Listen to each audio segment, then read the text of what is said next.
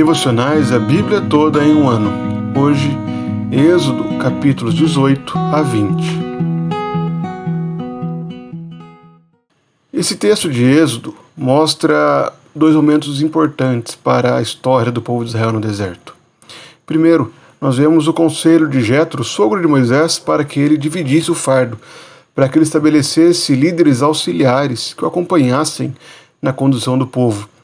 Em seguida, vemos o Senhor introduzindo a sua aliança, iniciando esse contrato, esse pacto que seria firmado entre ele e o seu povo que havia sido redimido há pouco tempo do Egito. O início do relato de Êxodo 18 mostra o encontro de Moisés e Jetro.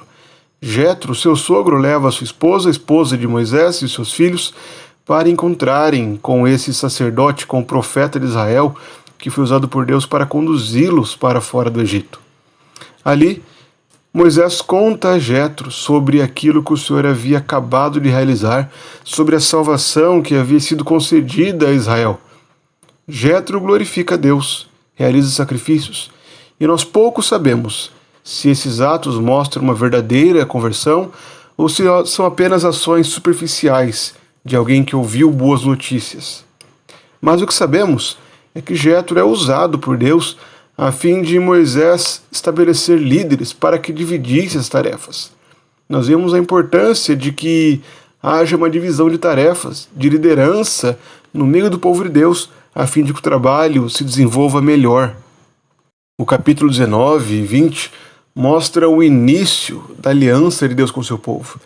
O capítulo 19 foca principalmente no chamado de Deus para que o seu povo se santifique, se prepare para um momento em que Deus entraria em aliança de maneira formal com o seu povo, quando encontraria Moisés no topo do Monte Sinai. No capítulo 20, essa aliança é formalizada.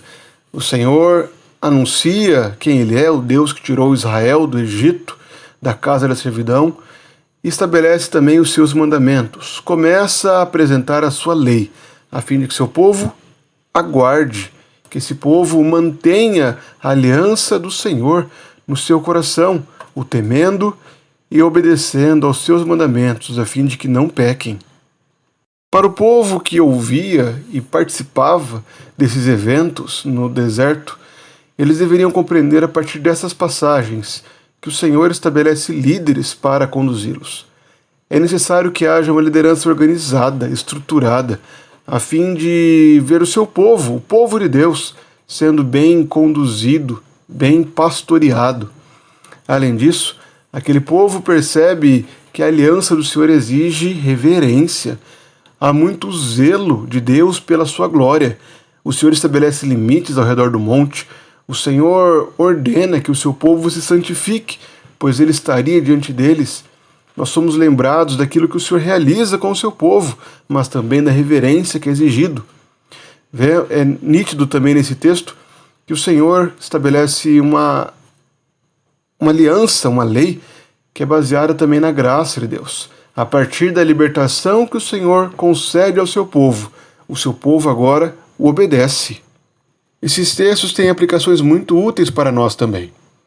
Nós vemos Moisés, o servo do Senhor, que libertou seu povo do Egito, delegando tarefas, delegando responsabilidades. Nós somos o corpo de Cristo. Cada um de nós tem dons dados pelo próprio Senhor, a fim de contribuirmos para o seu corpo, para a sua obra. Portanto, não podemos ser omissos.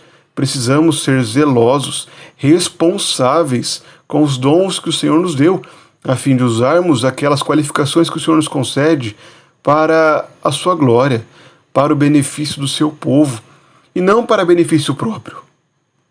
Vemos também que o Senhor concede uma identidade para o seu povo. O Senhor havia prometido a Moisés que faria daquele povo uma nação de sacerdotes. E são justamente essas palavras que o apóstolo Pedro utiliza ao descrever a igreja. Pedro nos diz que nós somos raça eleita, sacerdócio real, nação santa, povo de propriedade exclusiva de Deus. E temos uma missão: proclamarmos as virtudes daquele que nos chamou das trevas para a sua maravilhosa luz. Irmãos, o Senhor nos deu uma tarefa, uma missão, e sendo o seu reino de sacerdotes, a sua nação santa, é nosso dever colocarmos em prática os dons que Ele nos dá e cumprirmos esse chamado que Ele nos concede. Por fim, podemos notar também a base da lei de Deus. O Senhor dá mandamentos ao seu povo, e mandamentos esses que se mantêm até hoje. Os 10 mandamentos dados por Deus e descritos em Êxodo 20 mostram justamente aquilo que Deus requer de nós: a fidelidade com o seu nome, tendo-o como nosso único Deus, a adoração correta, como é descrita no 2º mandamento, bem como a atitude correta no culto ao Senhor e também a santificação do dia de culto ao Senhor.